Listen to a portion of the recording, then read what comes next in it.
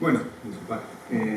Como decía, vamos a empezar entonces presentando a los actores, a las moléculas de las que vamos a estar hablando en esta charla, que son los cannabinoides. Como su propio nombre indica, como os he adelantado, los principios activos de, por lo que sabemos hoy en día, una única especie del reino vegetal que es cannabisativa, la marihuana, el cáñamo, como queráis denominar. Hoy en día conocemos aproximadamente 250.000 especies de plantas superiores en la Tierra, pero que sepamos, solo hay una, por lo menos de todas las analizadas hasta el momento, que es cannabisativa, la que produce estos compuestos y por tanto reciben el nombre de cannabinoides, procedentes del cannabis. Bien, los cannabinoides no solo son exclusivos de cannabisativa, sino que además son los componentes que producen ese perfil farmacológico tan característico de cannabisativa en nuestro organismo. Son los principios activos de cannabisativa. Estos compuestos fueron, como ha adelantado Teresa, sintetizados y primero aislados y después sintetizados en el laboratorio por el grupo de Rafael Mechula, un químico de la Universidad Hebrea de Jerusalén, hace ya más de 50 años. Y es donde se puede poner el inicio a la investigación moderna, a la investigación racional, si se quiere, sobre el cannabis. Hoy en día conocemos aproximadamente 150 cannabinoides distintos. El cannabis es una planta muy compleja, como muchísimas otras. Tiene muchos productos derivados de su metabolismo secundario, muchos alcanos, terpenos, flavonoides, polifenoles, etc. Pero los cannabinoides son exclusivos, como os digo, y tenemos un conocimiento bastante detallado de la estructura de muchos de ellos. Sin embargo, aunque haya muchos cannabinoides, está claro que el principal actor bioactivo del cannabis, el cannabinoide paradigmático, por su elevada potencia de acción y por su alta abundancia en la planta, es el que tenemos aquí representando. El delta 9 tetrahidrocannabinol, que abreviamos generalmente como THC, tetrahidrocannabinol. El THC, por tanto, es el equivalente a la morfina en la dormidera, o a la cafeína en el grano de café, o a la nicotina en la planta del tabaco, o a la cocaína en la hoja de la coco, a la ditilcitamina en la ayahuasca, o a las cianinas en la planta en el fruto del arándano. Es el componente farmacológico más relevante del cannabis. Bien, fijaros en su estructura, no me voy a meter a fondo en la química, pero simplemente fijaros que es una molécula, no tiene nitrógeno, es una cosa curiosa dentro de los principios activos de las plantas, y tiene 3 anillos, es una estructura tricíclica. Este anillo, si recordáis de química, es un anillo de ciclohexeno, un anillo de tetrahidropirano y un anillo de fenol, del cual cuelga una cola de pentilo, una cola de 5 carbonos. Bien, simplemente os muestro la estructura para que sepáis que la principal característica físico-química del THC y de otros cannabinoides, la cual está basada obviamente en su estructura química, es su alta lipofilicidad. Es una molécula muy poco soluble en disolventes acuosos, en otras palabras, tiene una biodisponibilidad muy peculiar en nuestro organismo, que es básicamente acuoso, como bien sabéis, y sin embargo es altamente soluble en disolventes orgánicos o en tejidos altamente lipídicos, y por eso la biodisponibilidad, como os comento, generalmente. Y esto determina también, pues, incluso en su aplicación a la vida cotidiana, pues, unas características también bastante peculiares. Por ejemplo, si alguien ingiere marihuana, se fuma un porro ahora mismo, y dentro de una semana va al aeropuerto de Granada a hacer un análisis porque quiere trabajar en controlador aéreo, pues todavía va a tener trazas de THC en la sangre. Pero, digamos, la cara de la moneda de esa lipofilicidad del THC es que su tiempo de eliminación es muy lento y por tanto el organismo tiene bastante plasticidad, bastante tiempo para irse adaptando a esa eliminación progresiva de la sustancia. En otras palabras, el síndrome de abstinencia a cannabinoides, aunque existe la clínica, es mucho menos marcado, más leve y más pasajero que el de muchas otras sustancias, no solo drogas de uso, sino psicofármacos, obviamente opioides, psicoestimulantes, benzodiazepinas, etc. Es una sustancia que permanece mucho tiempo en nuestro organismo, pero que gracias a eso conseguimos adaptarnos más o menos a sus cambios en él y por tanto conseguimos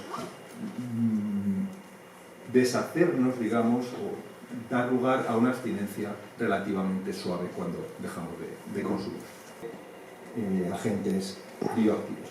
El cannabidiol debe su nombre, este di, a que tiene 2 anillos, no 3. En realidad tiene 2 grupos OH, y uno que resulta de romper este anillo. Es una sustancia que en fórmula plana, si la veis, es muy parecida al THC. En vez de 3 anillos, simplemente este anillo está abierto. Pero eso determina una configuración tridimensional completamente diferente. El THC tiene 3 anillos, su estructura química es planar, es muy rígida, mientras que el CBD, cuando rompemos este anillo, simplemente nos queda este enlace entre los carbonos sujetando los dos anillos entre sí. Este enlace adquiere una configuración en ángulo recto y, por tanto, la forma del CBD no es planar, sino en forma de silla, en forma de L. Y eso hace, por tanto, que tenga unos blancos de acción y una farmacodinámica totalmente distinta al THC. El THC, por ejemplo, produce los efectos sobre nuestro sistema nervioso característicos del cannabis, mientras que el CBD no los ejerce. No solo no los ejerce, sino que el CBD es un tamponador de muchos de los efectos psicoactivos que produce el THC. Por ejemplo, en consumidores más vulnerables, en dosis muy elevadas, el THC puede producir efectos no deseados como ansiedad, puede producir convulsiones o puede producir psicosis. Bien, el CBD posee unas propiedades farmacológicas que le hacen llevar a cabo efectos opuestos a sus efectos no deseados del THC. Frente a esos efectos ansiogénicos, proconvulsivantes o psicóticos del THC, el CBD es ansiolítico, el CBD es anticonvulsivante y el CBD es antipsicótico. Por tanto, como moraleja, y ya desde el principio lo quiero transmitir, siempre que estamos hablando de preparados medicinales de cannabis o de cannabinoides, no solo preparados herbales de la planta, sino incluso medicamentos que ya están aprobados por algunas agencias reguladoras, nos vamos a referir siempre a preparaciones balanceadas entre THC y CBD. Las preparaciones altamente abundantes en THC y muy poco abundantes en CBD son preparaciones generalmente mal toleradas por los pacientes, con una ventana terapéutica muy estrecha. Sin embargo, cuando igualamos aproximadamente THC y CBD, conseguimos ampliar muchísimo la ventana terapéutica y permitir una tolerabilidad muchísimo mejor. Para que se hagáis una idea, hay muchos estudios clínicos, como podéis imaginar, con THC purificado, con THC en preparaciones muy ricas en THC. Hay mucha variabilidad como para cualquier fármaco, pero para hacernos una idea, por término medio y por redondear, podríamos decir que cualquiera de los que estamos aquí podríamos tolerar bien 10 miligramos de THC al día. Bien, si hacemos una preparación 1-1, de ratio 1-1 entre THC y CBD, probablemente podemos pasar a tolerar 25 miligramos de THC al día, o al menos 20. Es decir, al menos duplicamos la tolerabilidad del THC y, por tanto, podemos subir mucho más las dosis para tener mejores efectos, o con la misma dosis podemos tener una tolerabilidad y unos efectos secundarios mucho menores que si fuera el THC solo. Entonces, hoy en día en todos los programas de dispensación de cannabis medicinal y los medicamentos que están aprobados, ya os digo, tenemos prácticamente siempre un balance, un equilibrio, una copresencia de THC y CBD en lugar solo del THC, que sí tiene muchos efectos, pero también tiene una tolerabilidad bastante menor, bastante más reducida que la de las mezclas de THC. Bien, y si hay un componente adicional que yo me atrevería a decir que ya modula finamente, en algunos casos, la acción del THC y el CBD, no es otro de los casi 150 cannabinoides que les acompañan, sino que es un compuesto de naturaleza química distinta, es un terpeno. El cannabis, como muchas otras plantas, tiene muchos terpenos y, de hecho, las propiedades organolépticas características del cannabis se deben no a los cannabinoides, sino a los terpenos. Lo que huelen los perros también en los aeropuertos no son los cannabinoides, que no son volátiles a temperatura ambiente, sino que son los terpenos. Bien, entre los terpenos tenemos uno de ellos que es el mirceno. El mirceno es un terpeno altamente sedante y que es bastante abundante en algunas preparaciones de cannabis sativa. El mirceno, por tanto, nos diferencia lo que generalmente conocemos como variantes índicas de la planta, que son altamente sedantes y relajantes, frente a las estirpes o las variedades de tipo sativo, que son variedades, como sabéis, más estimuladoras, más vigorizantes. Entonces, en suma, aunque el cannabis sea muy complejo, y es verdad que lo es, pero hoy en día podemos predecir muy bien lo que va a ser la respuesta farmacológica de un preparado de cannabis si conocemos la concentración de THC, la concentración de CBD y la concentración de mirceno. Y con eso tenemos ya muy bien estandarizado, muy bien protocolizado el producto basado en una planta que en principio nos va a dar una preparación cruda y bastante compleja de los componentes. Obviamente los podemos aislar y los podemos purificar, los podemos usar en farmacología, luego lo veremos, pero en lo que se refiere al cannabis medicinal, si se entiende así los preparados de cannabis, pues preparados crudos de la planta, con estos tres componentes tenemos una previsibilidad muy buena de cómo va a responder el paciente. Bien, los cannabinoides se empezaron a conocer, y los terpenos también, en los años 60, 70, 80, ahí pasó básicamente toda farmacopea basada en principios activos del cannabis, pues fue sentando sus bases, pero el mecanismo de acción de los cannabinoides todavía tuvo que esperar bastante tiempo a ser descubierto. No fue hasta los años 90 cuando se descubrieron los primeros receptores para cannabinoides en nuestro organismo, receptores específicos para el THC en concreto. Igual que en muchos fármacos y muchas drogas actúan obviamente, como bien sabéis, a través de receptores específicos, igual que en nuestro cerebro tenemos muchísimos sistemas de comunicación con acetilcolina, dopamina, serotonina, noradrenalina, etcétera, luego hablaremos un poquillo de ello, pues los cannabinoides tienen también su propio sistema de comunicación en el cerebro. El THC no actúa obviamente por arte de magia en nuestro organismo, actúa uniéndose a receptores específicos, receptores de membrana específicos, proteínas de membrana que van a reconocer selectivamente los compuestos activos del cannabis. Por tanto, solo las células que expresan esos receptores van a ser respondedoras a estos compuestos, y una vez el compuesto ha sido reconocido por una proteína de membrana en la superficie de las células, esto produce un cambio conformacional dentro de las células que dispara una respuesta. Por ejemplo, en un sistema neuronal, lo más sencillo, activar ese sistema o inhibir ese sistema.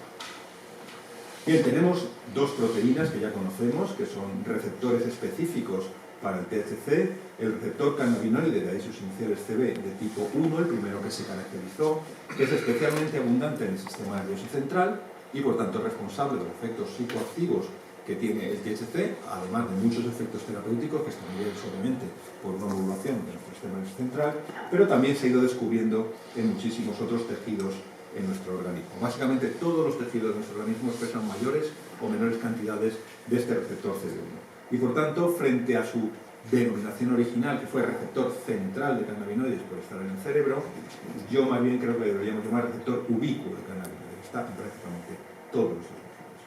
El receptor CB2, que en principio se llama receptor periférico, porque no estaba en el cerebro, sino que estaba en el sistema inmune sobre todo, hoy en día lo conocemos, aparte del sistema inmune, en otros tejidos, pero es verdad que está especialmente representado en el sistema inmune. Yo más que periférico le llamaría sistema receptor restringido, una localización bastante más restringida, bastante más estricta que la de CB. En cualquier caso, CB1 como principal blanco de acción del THC, CB2 como blanco más relevante en las acciones inmunomoduladoras, por ejemplo, las acciones inflamatorias de los cannabinoides, y estos son los dos receptores que hoy en día conocemos de verdad y bien estables, se unen a los receptores cannabinoides y se encontraron también al poco tiempo. Estos son, por tanto, los cannabinoides endógenos, generalmente conocidos con este acrónimo de endocannabinoides. Los cannabinoides que producen en nuestro cerebro, que se unen fisiológicamente a sus receptores cannabinoides y cuya acción imita el THC de la planta. El THC de la planta es de naturaleza lipídica, los cannabinoides endógenos, tampoco fue una sorpresa, son compuestos lipídicos.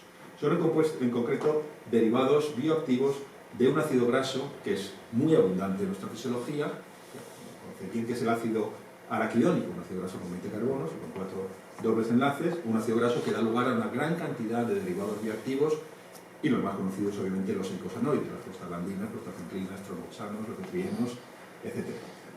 Bien, pues hoy en día conocemos dos endocannabinoides. Son dos derivados del ácido araquidónico, uno de ellos un derivado de tipo amida, tampoco voy a entrar mucho en los detalles químicos, que químicamente se conoce como araquidonide tabamina, o más corrientemente, su nombre popular es la anandamida. Amida, el sufijo amida, en alusión a este enlace amida, este enlace químico característico de la molécula, y ananda, el prefijo ananda, que en sánscrito significa embeleso, placer interno, en alusión a los efectos que produce la marihuana. Es decir, la anandamida sería la marihuana endógena que produce nuestro cerebro, por decirlo así, el THC endógeno. Y luego un segundo derivado, que tiene un nombre menos fashion, menos trendy, digamos, menos bonito, pero que es más relevante que la anandamida en alguna zona del cerebro, pero bueno, los dos constituyen esta familia de endocannabinoides, dos araquidonidales. Bueno, en cualquier caso, digamos, el mensaje para llevarse a casa es que hoy en día conocemos bien cómo actúan molecularmente los cannabinoides en nuestro organismo. No es un efecto de magia, no es un efecto de Harry Potter, no es un efecto oscuro, no es un efecto de pseudociencia, es un efecto muy bien definido en términos químicos, que corresponden ni más ni menos que a los efectos farmacológicos que producen muchos otros agentes utilizados como drogas de uso o como fármacos en nuestro organismo. Se unen a receptores específicos imitando la acción de componentes endógenos. El THC de la planta se une a los mismos receptores que son una anandamida y por tanto produce los mismos efectos que esta sustancia lleva a cabo. Obviamente podemos establecer diferencias, como podéis imaginar, de tipo sobre todo conmutativo, igual que ocurre con un fármaco y con el ligando endógeno cuya acción imitan. Pues el THC tiene un tiempo de permanencia en el cerebro mayor que la anandamida, el THC cuando llega al cerebro se distribuye por todo el cerebro, la anandamida se produce solo en las sinapsis que son activadas en un momento concreto y que producen anandamida. El THC tiene una potencia sobre los receptores mayor que la anandamida, etc. Pero cualitativamente el mecanismo de acción del THC es simplemente imitar la acción de los endocannabinoides sobre estos receptores cannabinoides que abundan en nuestro cerebro, igual que tenemos receptores para acetilcolina, para dopamina, para serotonina, etc. Bien, os podéis plantear, lógico, qué se conoce de la química médica del sistema, los exoderivados, hemos mejorado las propiedades farmacológicas del THC. Bueno, pues voy a adelantarlo aquí, luego hablaremos un poquito más sobre esto. Se ha hecho muchísima química médica sobre este sistema, mucha. En los años 80 llevamos casi 4 décadas de muchísima química médica muy bien hecha para darnos herramientas a los investigadores para trabajar con células, para trabajar con animales en el laboratorio. Pero por desgracia prácticamente nada ha llegado a la clínica, o por mala eficacia o por mala tolerabilidad, generalmente esto último. Y solo tenemos un cannabinoide sintético hoy en día en la clínica, aprobado por la FDA, pero de administración muy restringida, como veremos después, de utilización muy poco amplio, que es la Navilor. Pero bueno, lo pongo aquí porque es el único que está aprobado hoy en día por una agencia reguladora. Obviamente, un cannabinoide sintético va a tener unas propiedades ligeramente mejoradas sobre el THC, luego veréis por qué digo ligeramente, y se va a unir a los mismos receptores, por tanto disparar los mismos efectos en nuestro órgano. Bien, conocemos bastante bien hoy en día la farmacología del cannabis. Conocemos bien sus 3 principales componentes activos y sobre todo su principal actor bioactivo, que es el THC. Bien, la siguiente cuestión que se planteó en la investigación sobre cannabinoides es cuál es la funcionalidad de ese sistema en nuestro organismo, para qué sirve, qué proceso regula, en qué sinapsis está. No quiero hacerlo muy exhaustivo, pero sí me gustaría contaros en 5 minutos que este tema también lo tenemos bastante bien conocido durante los últimos 10-15 años. Como sabéis, las neuronas de nuestro cerebro se comunican entre sí a distancia. Están muy cerca unas de otras. La sinapsis es una brecha muy estrecha, más estrecha casi que el grosor de una membrana plasmática, pero es una distancia física. Los humanos obviamente podemos tocarnos y contactar físicamente, pero las neuronas están separadas. Poco, pero están separadas. Están separadas, pues igual que yo estoy separado de vosotros, por un pequeño pasillo. Bien, las neuronas tienen que comunicarse entre sí, como sabéis, en cada sinapsis, por unos mediadores químicos que son los neurotransmisores, que son reconocidos en la neurona que recibe la información por receptores específicos. Receptores que en general los dividimos en 2 grandes grupos, si recordáis, los metabotrópicos y los inmunotrópicos. Da igual, por moléculas específicas que reconocen estos mensajeros químicos. Igual que yo estoy hablando con vosotros y con vuestros pabellones auditivos, estáis reconociendo mis palabras. Bien, cuando se transmite el impulso nervioso de una neurona a la siguiente, pues hay una serie de señales químicas, como se ven en ellas, que hacen que continúe la transmisión del impulso nervioso o hacen que esta segunda neurona se silencie. Bien, pero una cuestión que muchas veces se olvida en la transmisión del impulso nervioso es que este no es unidireccional. El impulso nervioso se transmite de forma bidireccional. La comunicación entre neuronas no va solo en un sentido, va en otro sentido. Yo ahora estoy hablando con vosotros y vosotros estáis reconociendo mis palabras con vuestros pabellones auditivos, pero obviamente vosotros me podéis hablar a mí y yo puedo reconocer vuestras palabras de vuelta con mis pabellones auditivos. Bueno, pues eso es lo que pasa esencialmente en todas las sinapsis. Cuando la neurona que ha recibido la información ya ha recibido actividad, ya ha recibido información suficiente, tiene que decirle a la neurona que le está mandando información que se calle, que ya le ha mandado suficiente neurotransmisor para malgastarlo al neurotransmisor. Y por tanto emite señales químicas en sentido opuesto para callar a la neurona que está hablando. Bueno, pues frente a los neurotransmisores que viajan en el sentido del impulso nervioso, tenemos moléculas análogas que llamamos neuromoduladores que viajan en sentido opuesto para callar a la neurona que está hablando. Y aquí es donde tenemos los receptores cannabinoides. La principal función de los endocannabinoides en nuestro organismo es actuar como neuromoduladores en muchísimas sinapsis de nuestro sistema nervioso. Se producen cuando la neurona que está recibiendo la actividad, la información, la neurona postsináptica ya tiene actividad suficiente. Estos compuestos se producen para actuar sobre moléculas receptoras cannabinoides, el receptor CB1, en neuronas presinápticas y por tanto variar los flujos iónicos de estas para acallar la transmisión del impulso nervioso. Y esa es la función biológica del sistema cannabinoide en nuestro organismo. Funcionar como un sistema de inhibición de transmisión del impulso nervioso. Y creo que todos, aunque sea intuitivamente, si dividimos los psicofármacos o las drogas en activadoras e inhibidoras, todos vamos a incluir el cannabis, obviamente, en la inhibición. Bueno, pues esta es la base neurofisiológica de acción del cannabis en nuestras sinapsis, contada en 3 minutos. Silenciar a las neuronas presinápticas cuando las neuronas postsinápticas ya han recibido suficiente información. Luego, si queréis, lo podemos ver con él.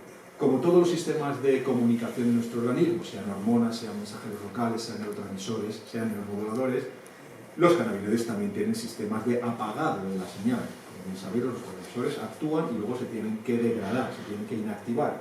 Pues hoy en día también conocemos bien los sistemas de captura del espacio sináptico de los endocannabinoides y la degradación de los endocannabinoides para que dejen de actuar. Igual conocemos los sistemas de inactivación de la acetilcolina, de la dopamina, de la noradrenalina, de los péptidos opiáceos, etc. Es decir, al fin y al cabo, hoy en día sabemos que el sistema cannabinoide es un sistema análogo a otros sistemas de neurotransmisión, neuromodulación en nuestro cerebro, que permite modular la comunicación química entre nuestras neuronas. Y estos procesos se producen en algunas zonas de nuestro cerebro que están implicadas en el control de distintas funciones biológicas.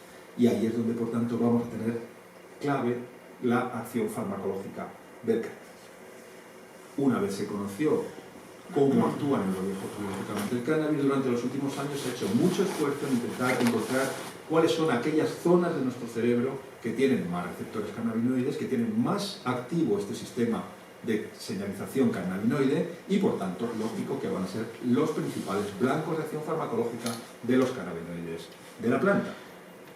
¿Cuáles son estas zonas? Pues os lo podéis imaginar simplemente conociendo los efectos de la marihuana, los efectos incluso recreativos, no ya los terapéuticos. Zonas de nuestro cerebro que van a verse impactadas mayoritariamente porque tienen muchos receptores CB1, tienen muy activo este sistema, por el consumo recreativo o terapéutico del cannabis.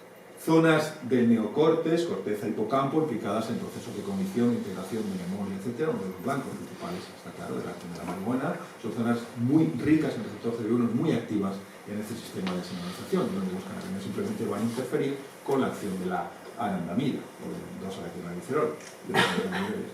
Otro de los efectos más notorios del cannabis es alterar la coordinación y actividad motoras. Actividad motora, sobre todo en los ganglios basales, en el control del sistema corticostriatal, del movimiento, y obviamente también la coordinación motora en el cerebelo, que son las zonas más ricas en receptores cannabinoides de nuestro sistema nervioso central. El reostato, digamos, neurovegetativo más importante en nuestro cerebro, el hipotálamo, en sus distintos núcleos, tiene también muchos receptores cannabinoides. Y, por ejemplo, la estimulación del apetito, aunque eso es bastante más complejo, luego si les interesa lo detallamos un poco más, pero en gran medida la estimulación del apetito que produce el cannabis o el descenso de la temperatura corporal se producen también a través de receptores CB1, en este caso el hipotálamo. Todo el efecto de emociones, estado de ánimo, estrés, etcétera, que produce el consumo de cannabis, que producen los cannabinoides, se debe sobre todo, como podéis imaginar, a la activación de CB1 en zonas subcorticales, en zonas mesolímbicas, y entre ellas destacando la amígdala. El efecto analgésico del cannabis se debe también, como es lógico, a receptores CB1 localizados en zonas de nuestro sistema nervioso central y también periférico con actividad analgésica. La propiedad terapéutica más tradicional del cannabis, la que lleva más tiempo aprobada por agencias reguladoras y conocida también desde hace muchos decenios, la inhibición de náuseas y vómitos, pues se debe a la acción del cannabis, la acción del THC, sobre receptores CB1 localizados en zonas del tronco encefálico, en el tracto solitario sobre todo, implicadas en el control del reflejo del vómito. Es decir, tenemos hoy en día un correlato neuroanatómico bastante completo y bastante detallado, igual que para otros fármacos, para otros psicofármacos, de cómo el cannabis actúa en nuestro cerebro. Bien, esto os lo quería transmitir en primer lugar para que veáis sobre todo que no estamos hablando de una pseudociencia, que no estamos hablando de algo oscuro, de una caja negra. Obviamente tenemos todavía muchas cosas que conocer sobre cómo actúan los cannabinoides en nuestro organismo, pero hoy en día tenemos una capacidad racional, ya con un cuerpo académico